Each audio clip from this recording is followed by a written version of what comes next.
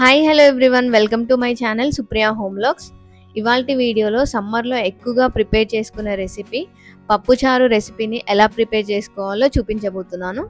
ఎలా ప్రిపేర్ చేసుకోవాలో చూసే ముందు ఇంకా ఎవరైనా మన ఛానల్ని సబ్స్క్రైబ్ చేసుకోకపోతే ముందుగా నా ఛానల్ని సబ్స్క్రైబ్ చేసుకోండి. ఈ వీడియో అయితే మోస్ట్ రిక్వెస్టెడ్ వీడియో అని చెప్పొచ్చు. చాలామంది పప్పుచారుని ఎలా ప్రిపేర్ చేయాలో ఆ వీడియో తీసి పెట్టండి అని అడిగారు. అందుకని మన స్టైల్లో ఎలా ప్రిపేర్ చేయాలో చూపిస్తున్నాను, చూసేయండి. సో ఫస్ట్ అయితే ఒక నిమ్మకాయ సైజ్ అంతా చింతపండు తీసుకొని ఒక 2 times వాటర్తో వాష్ చేసుకొని మళ్ళీ వాటర్ని యాడ్ చేసుకొని పక్కన పెట్టుకోండి. మనం పప్పుచారులోకి కావాల్సినవన్నీ ప్రిపేర్ చేసుకునే లోపు చింతపండు అనేది మెత్తగా నానుతుంది. అండ్ నెక్స్ట్ ఇప్పుడు ఒక చిన్న గ్లాస్ కందిపప్పును తీసుకుంటున్నాము. మాకు ఎంత క్వాంటిటీ అయితే సరిపోతుందో దానికి సరిపడా నేను క్వాంటిటీస్ చెప్తున్నాను. సో ఇప్పుడు పప్పును కూడా ఒక 2 times వాష్ చేసుకొని ఇందులోకి వాటర్ని యాడ్ చేసుకోండి. మనం ఏ కొలతతో అయితే పప్పుని తీసుకున్నామో అదే కొలతతో ఒక 3 glasses వాటర్ని యాడ్ చేసుకోండి. పప్పుని కొద్దిసేపు నానబెడితే మెత్తగా ఉడుకుతుంది అని అంటారు. సో అదంతా ఏం అవసరం లేదు. ఇప్పుడు ఇందులోకి 1/2 teaspoon ఆయిల్ అలాగే 1/2 teaspoon పసుపుని యాడ్ చేసుకోండి. ఇలా మనం పప్పులో ఆయిల్ అనేది యాడ్ చేసుకుంటే పప్పు అనేది పొంగకుండా మెత్తగా ఉడుకుతుంది. ఇప్పుడు కుక్కర్ విజిల్ పెట్టేసి మీడియం ఫ్లేమ్లో పెట్టుకొని ఒక 3 whistles వచ్చేంత వరకు కుక్ చేసుకోండి. పప్పు అనేది ఒక 3 whistles వచ్చాక స్టవ్ని టర్న్ ఆఫ్ చేసేసుకోండి. ఇప్పుడు ఇందులో ఉన్న స్టీమ్ అంతా పోయేంత వరకు అలాగే పక్కన పెట్టుకోండి. ఆవిరి అనేది పోయిన తర్వాత మెల్లిగా ఒకసారి మూత తీసి పప్పు ఉడికిందో లేదో చెక్ చేసుకోండి.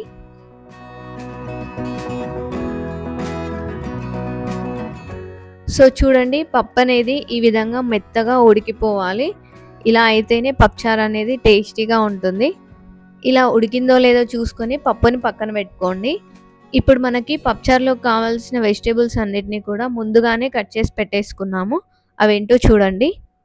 2 మునక్కాడలు, ఒక క్యారెట్, 4 to 5 పచ్చిమిర్చి, ఒక చిన్న సైజ్ ఆనియన్, కొత్తిమీర, ఒక టమాటో, కరివేపాకు అండ్ కీరా ఉంటే కీరా యాడ్ చేసుకోండి, లేదా బుడమకాయ, సూరకాయ ఏది ఉంటే అది యాడ్ చేసుకోండి.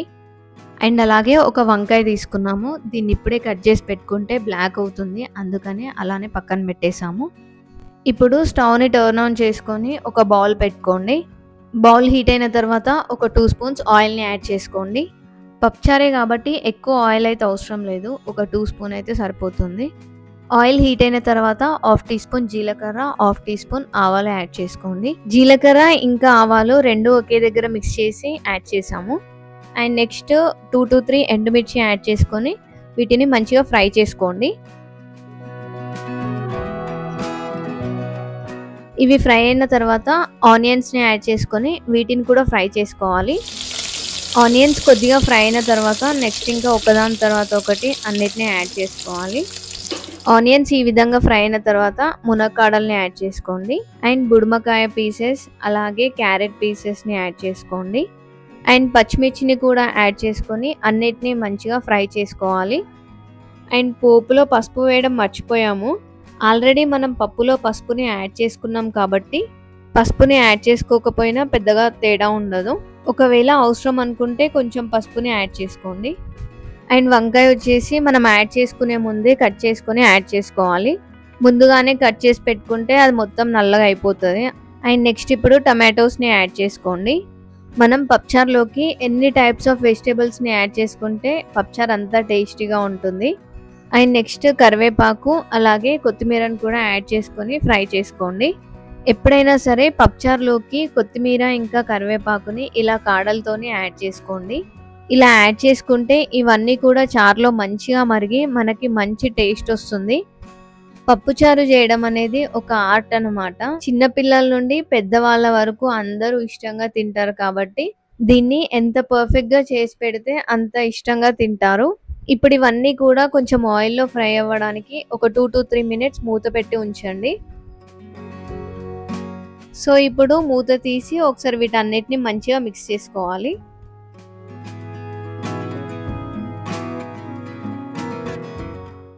అండ్ నెక్స్ట్ వచ్చేసి 1/2 teaspoon అల్లం వెల్లుల్లి పేస్ట్, 1/2 teaspoon కారం అలాగే 1/2 teaspoon సాల్ట్ని యాడ్ చేసుకోండి. వీటన్నిటిని ఒకసారి మంచిగా కలిసేలాగా మిక్స్ చేసుకోవాలి. అండ్ ఇప్పుడు కారం అనేది ఆయిల్లో మగ్గడం కోసం ఒక 2 to 3 మినిట్స్ మూత పెట్టి ఉంచుకోండి. ఈలోపు మనం నానబెట్టుకున్న చింతపండు రసాన్ని ఒక బౌల్లోకి కలెక్ట్ చేసుకుందాం.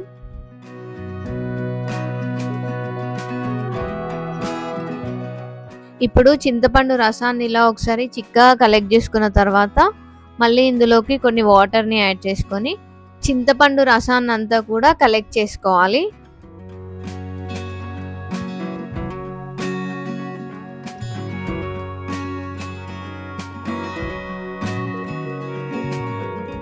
ఇప్పుడు మూత తీసి ఒకసారి కలిపేసుకొని మనం కలెక్ట్ చేసుకున్న చింతపండు పులుసుని ఇందులోకి యాడ్ చేసుకుందాం.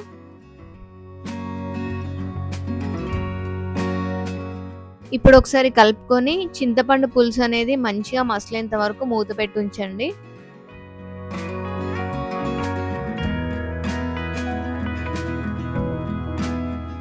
ఇప్పుడు మనం ఉడకబెట్టుకున్న పప్పులో 1/2 టీ స్పూన్ సాల్ట్ ని యాడ్ చేసుకొని పప్పునిలా పప్పు గుత్తితో మెత్తగా రుద్దుకోవాలి.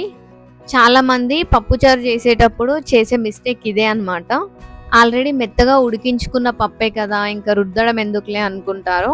సో అలా చేస్తే ఏమవుతుందంటే పప్పు అనేది కంప్లీట్ గా పులుసుతో మిక్స్ అవ్వకుండా పప్పు అనేది కిందకు ఉండిపోయి పైన మొత్తం వాటర్ లాగా పేరుకుంటాయి. సో ఇలా రుద్దడం వల్ల మనకి చారు అనేది మంచి థిక్నెస్ తో చిక్కగా ఉంటది.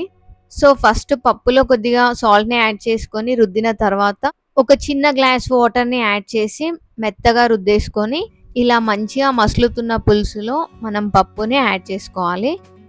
ఇది యాడ్ చేసుకున్న తర్వాత లాస్ట్ లో కొంచెం పప్పు మిగులుతుంది కాబట్టి కొన్ని వాటర్ ని యాడ్ చేసుకొని వాటిని కూడా ఇందులోకి యాడ్ చేసేసుకోండి. సో చూడండి పప్పుచారు థిక్నెస్ అనేది ఈ విధంగా ఉండాలి. ఇలా ఉంటే మనకు చారు అనేది మసిలిన తర్వాత ఇంకొంచెం చిక్కగా అవుతుంది. సో అప్పుడు మనకి పర్ఫెక్ట్ పప్పుచారు అనేది రెడీ అయిపోతుంది. సో ఆల్రెడీ మనం చింతపండు పులుసుని మంచిగా మసిలించుకున్నాం కాబట్టి పప్పుని యాడ్ చేసుకున్న తర్వాత 3 పొంగులు వచ్చేంత వరకు మంచిగా మరిగించుకొని స్టవ్ని టర్న్ ఆఫ్ చేసేసుకోండి. అంతే, మనకు వేడివేడి పప్పుచారు రెడీ అయిపోయింది.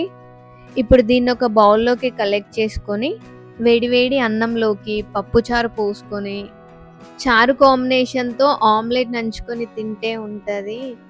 ఆహా!